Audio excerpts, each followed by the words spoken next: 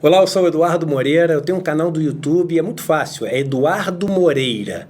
Mas eu queria convidar você para assistir esse vídeo aqui no 247. E é claro, se inscreva lá no meu canal e aqui também no 247. Olá e bem-vindo a mais um vídeo do nosso canal. A todos vocês que estão aqui pela primeira vez, o convite de sempre para você se inscrever, é super rápido, né? Basta você clicar aqui em se inscrever. E se quiser clicar naquele sino de notificação, é interessante para toda vez que sair um vídeo novo, você ser avisado. A vocês que costumam vir, convidem seus amigos, vamos fazer desse espaço um belo espaço aí de discussão e de troca de conhecimento. Eu lembro quando eu era mais novo, né, que a gente precisava falar o seguinte quando a gente tinha muita convicção em alguma coisa. Pode escrever o que eu estou falando. Hoje não precisa mais isso, né? Principalmente quando a gente grava esses vídeos, o negócio fica registrado. E aí depois basta só ver o que foi gravado e falado lá atrás, que a gente realmente vê se a convicção da pessoa fazia algum sentido ou não. E aqui, se eu tivesse algumas décadas atrás, sobre esse assunto que a gente vai falar hoje, eu falaria para você, pode escrever o que eu estou falando. E a gente vai falar sobre qual o plano econômico, e aqui eu vou usar uma palavra para provocar mesmo, né? Qual o plano econômico secreto do governo por trás de tudo isso que a gente está vendo acontecer. A gente acompanhou ao longo dessa semana, o começo dessa discussão orçamentária de 2020, muitas pessoas ficaram impressionadas com o número do investimento, né? Falaram, caramba, como é que pode ter um investimento tão pequeno, principalmente em percentual do PIB, né? O Brasil não consegue ter nenhum tipo de crescimento com o governo investindo só isso, né? E há um tempão atrás, eu gravei aqui no meu canal do YouTube um vídeo falando da bomba relógio que era a Emenda Constitucional 95, né? A PEC do teto dos gastos. Muitas pessoas chamam de PEC do fim do mundo, né? Que virou uma emenda constitucional depois que foi aprovada. E uma emenda constitucional que congelou os gastos do governo durante 20 anos, excluindo os gastos financeiros, né? Ou seja, os gastos com educação, saúde, segurança e todo o resto mais. E essa emenda constitucional, ela faz parte de um ciclo que vem acontecendo desde então, que é um ciclo que acaba colocando, né, os grandes grupos, sejam eles industriais ou financeiros do Brasil, numa situação de muito poder. E de onde vem esse poder, né?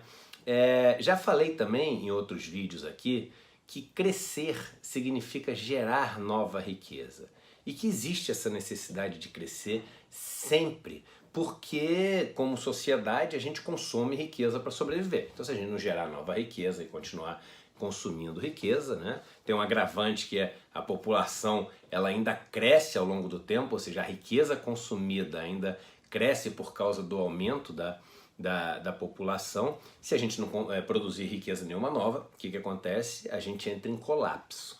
Então, quando a gente aprovou a Emenda Constitucional 95, uma das duas fontes de investimento, né, a gente tem ou o poder público investindo. O que é o poder público? É o dinheiro de todos nós juntos, guardado em nosso nome, né, e coordenado por algumas pessoas que são eleitas. É uma das fontes, o poder público é uma das fontes de investimento, através, seja dos programas de governo, seja através das estatais, etc. Mas são investimentos feitos em nome de todos nós, teoricamente para todos nós. Ou esse investimento pode vir da iniciativa privada, mas tem que vir de um dos dois. Com a Emenda Constitucional 95, o poder público estrangulou sua capacidade de investir. E como tem algumas coisas que são, alguns investimentos, né, que são obrigatórios por lei, que tem um piso de investimento, como por exemplo saúde, como por exemplo educação, que era antigamente um percentual da receita que o governo tinha em impostos, mas agora, desde da Emenda Constitucional 95, é o que foi gasto no ano do congelamento, corrigido pelo índice da inflação. Mas mesmo assim, você tem toda a previdência também, todo ano vai crescendo um pouco, porque as pessoas vão envelhecendo, vão tendo que, se aposentar, e isso vai aumentando os gastos da previdência. Então todos os gastos vão aumentando num ritmo E como a gente congelou os gastos, né, corrigindo eles só pela inflação, isso vai fazendo com que aquilo que não é garantido por lei, ou seja, é a variável de ajuste no orçamento, como por exemplo o investimento, vai ficando cada vez mais estrangulado. Mas tudo isso é pensado, tudo isso é proposital. E eu vou contar para vocês por que é proposital e como é que é esse plano, e como é que no final desse plano essa turma que domina o poder econômico no Brasil sai ainda mais forte e lucrando muito mais dessa situação. E vou te contar como é que é o fim dessa história. E você já vai saber, e esse vídeo vai ficar guardado e gravado para lá na frente a gente poder voltar e ver. O que acontece? Quando a gente aprovou essa emenda Constitucional 95, quando o país aprovou essa emenda Constitucional 95, o poder de investir ficou todo na mão da iniciativa privada. A iniciativa privada, vendo todo esse poder na mão dela e sabendo que o país estava como um refém, precisando dela para poder investir, para crescer e gerar riqueza e gerar empregos e fazer com que a gente siga o caminho comum que todo país tem que seguir, ela começou a colocar exigências para poder investir, né? E aí as exigências, a gente conhece bem ao longo desses últimos anos, foram primeiro aquela reforma trabalhista que no final das contas o que ela faz é diminuir o custo da mão de obra. Porque ao tirar direitos, né, e fazer com que as empresas tenham muito mais capacidade de negociar os salários com as pessoas, né, do jeito que elas quiserem, sem ter o medo de cruzar nenhuma fronteira do inaceitável e ser punida por isso, a mão de obra vai ficando muito barata. E a mão de obra, para essa turma, é mais um custo, só que nem tem ali energia, aluguel, água, etc. Tem mão de obra, não é gente, né? Não é um cara que é um pai de família, uma moça que é uma mãe, e se cortar o quanto ela ganha, isso vai afetar a escola, o filho não vai poder ter uma saúde adequada, não tem isso. É o seguinte, é um número na planilha, vamos cortar o custo dessa mão de obra aqui para fazer nosso negócio ficar mais lucrativo. Então a primeira coisa que foi aprovada foi essa reforma tributária. A segunda coisa que está sendo aprovada, infelizmente, vocês sabem da minha luta contra isso, é essa reforma da Previdência, que também faz com que as pessoas sejam obrigadas a trabalhar até o final da vida. E quando você tem que as pessoas são obrigadas a trabalhar até o final da vida, porque elas não vão mais se aposentar, a maior parte delas com essas novas regras todas, você aumenta a oferta de trabalho. Quando você aumenta a oferta de trabalho, e essas pessoas são pessoas que precisam de qualquer jeito ter algum tipo de suporte financeiro para sobreviver, a maior parte dessas pessoas são pobres, volto a lembrar, né, mais de 80% da economia é feito nessa reforma são pessoas que estão ali no regime geral de previdência, bônus salarial, no BPC e etc. Então, ou seja, as pessoas que ganham no máximo ali até o teto da aposentadoria.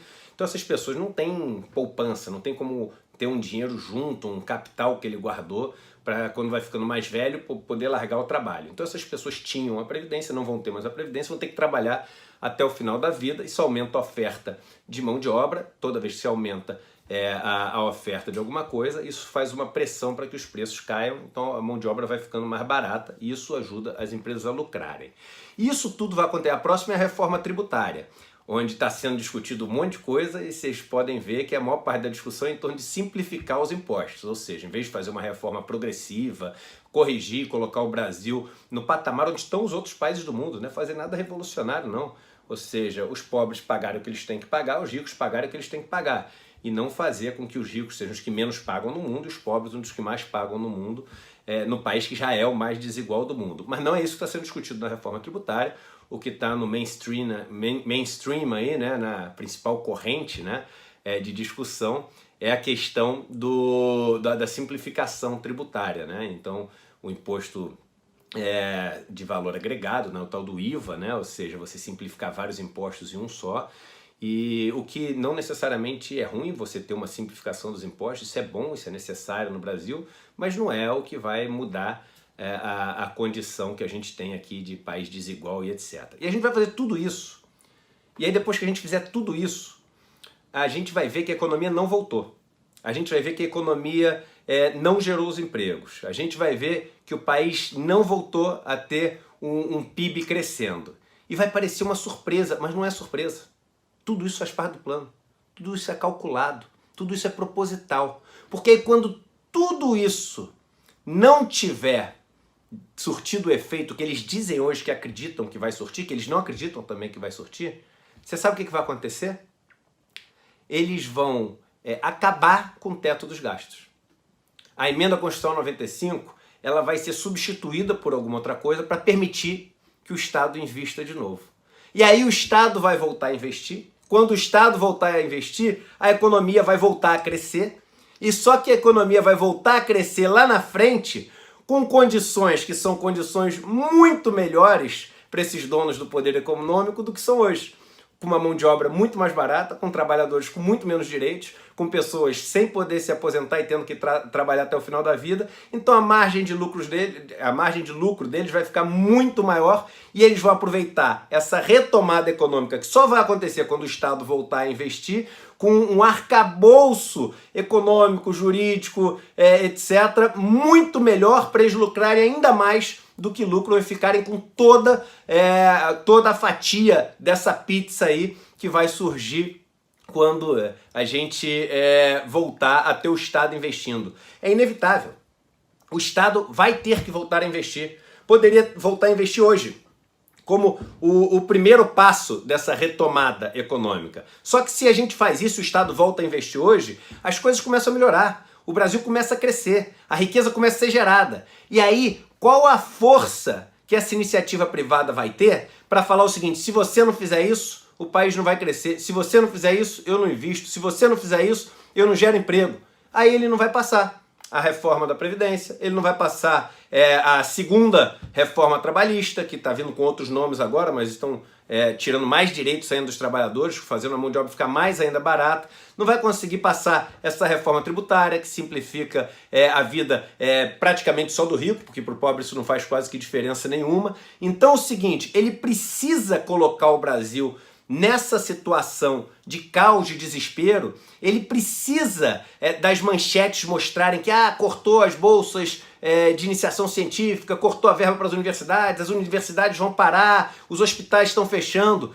Para ele, isso, veja bem, economicamente, é o que ele espera, é o que faz parte do plano, é o que ele quer.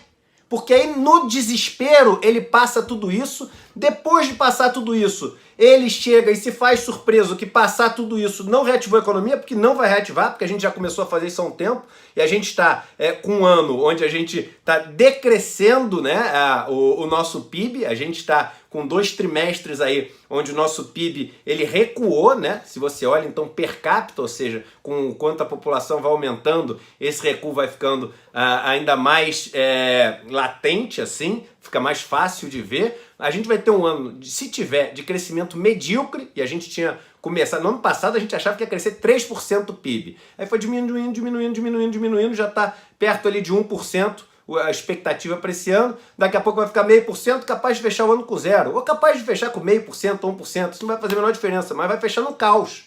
Vai fechar num caos de não gerar emprego, não ter dinheiro para saúde, não ter dinheiro para educação, escola fechando, hospital fechando, bolsa de iniciação científica sendo cancelada, corte para as forças militares, corte para projetos que o país tem de infraestrutura, menor investimento de todos os tempos. Aí eles vão falar o seguinte: tentamos tudo e não funcionou.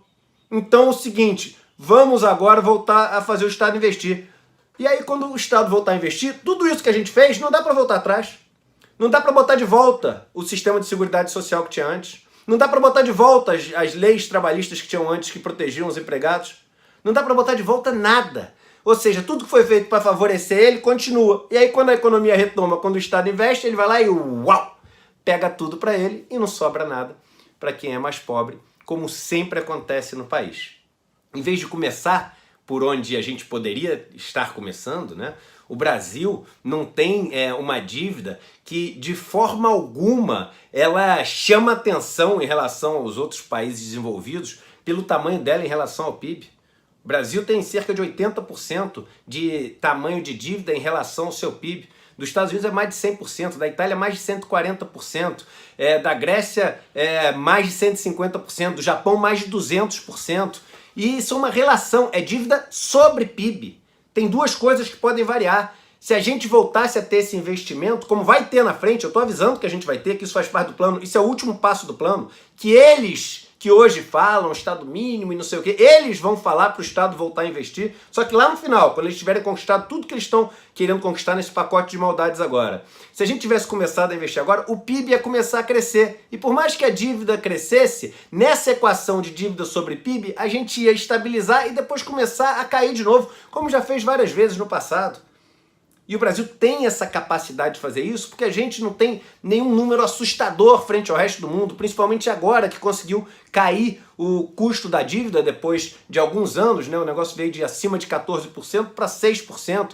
Então é o seguinte, com uma inflação de um pouco mais de 4%, ou em torno de 4% ali, um juro real de 2% em relação à Selic, eu estou falando, não a taxa que você pega emprestado no banco, que essa é 300%, no cartão de crédito mais de 300%, não é essa que eu estou falando, mas a taxa que o governo emite sua dívida, que é ele que escolhe, né?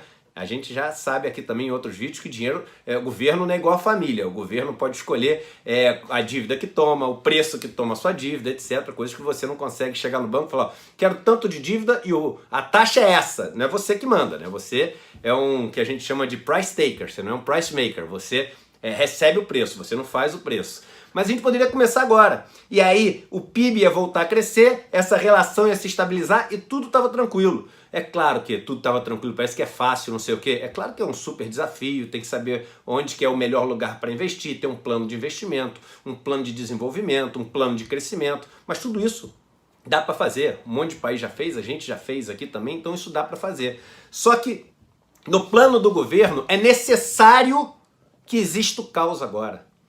Isso tudo, não se assustem, faz parte do que está previsto na cartilha deles. E no final, eles vão fazer com que essa emenda constitucional do teto dos gastos deixe de existir, o Estado vai voltar a investir, a economia vai retomar, só que vai retomar só para eles. E tudo que você hoje está apoiando para que seja feito, quando eu digo você, eu sei que vários de vocês não estão, mas alguns de vocês acreditam que apesar disso ser ruim para vocês, é necessário para o país. Tudo isso vai fazer com que o que você perdeu não volte, os empregos não surjam e o dinheiro lá na frente que vai ser gerado, a riqueza que vai ser gerada lá na frente, não desague na sua casa, não desague no seu lar, não desague na sua conta. Então esse é o plano do governo, isso é o que vai acontecer. Pode escrever, ou se você quiser, só guarda o link desse vídeo para lá na frente você voltar e assistir. Um abraço e até o próximo vídeo.